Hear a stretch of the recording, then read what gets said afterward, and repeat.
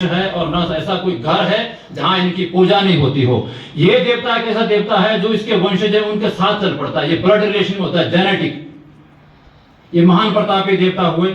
और जब इन्होंने जो है काली ने, किसी युग की बात है, जब काली ने इनका जो सिर कटा था और तो उन्होंने वचन किए थे, भाई मैं तेरे वंश में जो है वो 8 बारी जन्म लूंगी। तो उनके जो नाम है वो है, प्रतिज्ञा ली थी उसने भी 8 बार जन्म लेने की प्रतिज्ञा ली माता काली ने। तो उसमें बाघेली देवी, शिव्या देवी, लालर देवी, हंसा देवी, लालन देवी, मालन देवी, रूपा देवी और सचिया देवी, जो आपको ये गुजरात, राजस्थान और महाराष्ट्र कई जगह पर ये जो है वो इनका जो है पूजा की जाती है। तो चौरी इनका एक विशेष महत्व है।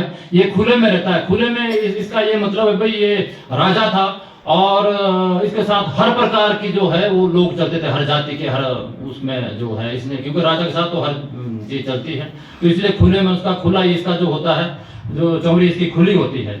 और चौरी का ये महत्व इसका। और अब तलवार का महत्व है, तो मैं आपको एक बड़ा इसके बारे में बताऊंगा कि तलवार जो है वो इसका क्या महत्व है।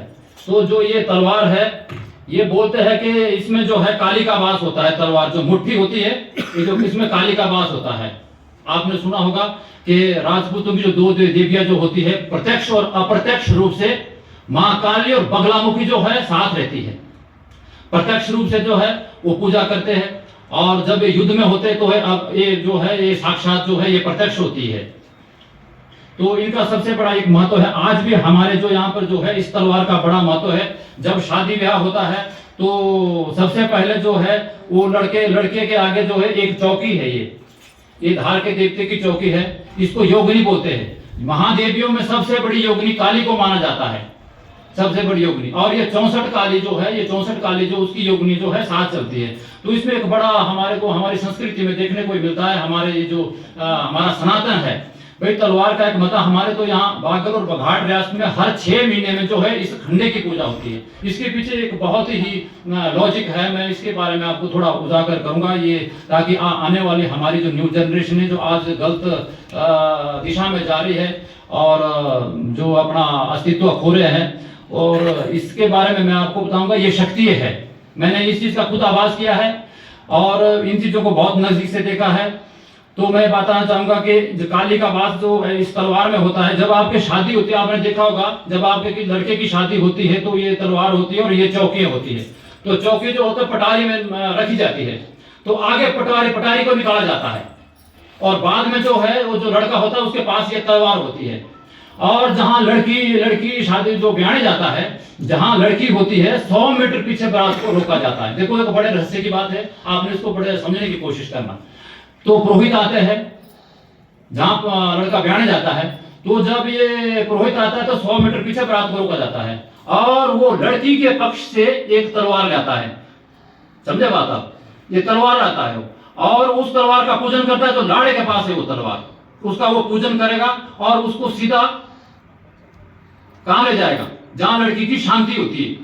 और जो दूसरी तलवार वो लाता है, जो अपनी तलवार वो ला रहा है, वो उस लाड़े के पास दे देता है, जो बर होता है उसके पास दे देता है। फिर थोड़ी देर चाय पानी करके आपने देखा होगा, उसके बाद जब वो लगन में जाता है तो आपने देखा ये जो तलवार है पहले की वो अंदर शांति के पास गई हुई है। वहां एक कुलदेवी के रूप में पूजा होती है इसकी। एक बड़ा रहस्य है इसके विषय के बारे में। और जैसे ही वो लगन को लाड़ा बैठेगा, वो दूसरी तलवार भी अंदर चली जाएगी। ये दो वंश की कुलदेवी इकट्ठी हो गई। समझा बात? तो उसके बाद फिर लगन लगते हैं और जैसे ही जो है वर और वधू परिक्रमा में चलते हैं, उसी टाइम जो उसकी वर की जो तलवार, असली तलवार है, उसके पास आ जाती है। एक तलवार तो अंदर रहेगी, जो उनकी थी वो तो वहीं रहेगी। जो असली तलवार है उसकी वो आ जाएगी और लड़की के गले में ये चीजें डाली जाती है। ये चौकी लड़की में डाली जाती है। तो ये क्या चीज है? इसमें देखो काली का वास, मैंने पहले बताया इसको, इसमें काली का वास, और ये 64 काली है ये। तो ये माँ और इसके पीछे जो है वो कुल देवी के रूप में उसको, जो लड़की को अपने घर के लिए लाते हैं। तो इसका एक बड़ा महत्व है हमारी संस्कृति में, हमारे सनातन में।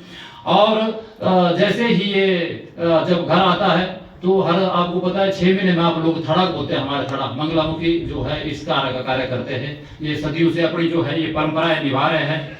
और इसका मेन जो पूजन होता है वो घर घर में होता है, थड़ा मेन पूजन होता है, क्योंकि जहां पर बोलते हैं जहां ये तलवार होती है उस घर में वो प्राणी होता है। राजस्थान जैसे क्षेत्रों में आज भी जब किसी लड़की की शादी होती है तो उसके दो भाई लड़की के दोनों तरफ तलवार लेते हैं और 7 बार उन वर और वधू को जो है वो उसके नीचे से किया जाता है, ताकि कोई ऊपरी छाया किस किस्म का उनके ऊपर ना रहे, क्योंकि कोई लोहे का टुकड़ा नहीं है।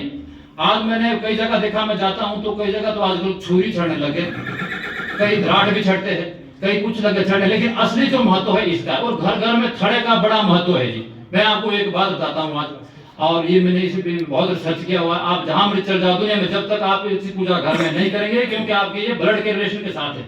और भी बोलते हो, जैसे मान लो कोई और भी बात, जैसे चंदेल वंश हुआ, चौहान वंश हुआ हो, तो राजा जैसे भी आगे वंश में शादी होती रहती थी, तो जिस वो राजा के पास मान लो परमार वंश का राजा था, तो वो तो वहां जो कुल देवी है वो जो उसकी देवी को मानना पड़ेगा।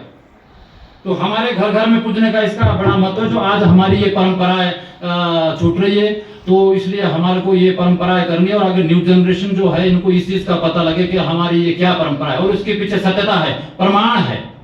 ये प्रमाण ऐसे है कि जो कभी भुलाए नहीं जा सकते, और शक्तियों का हिसाब था।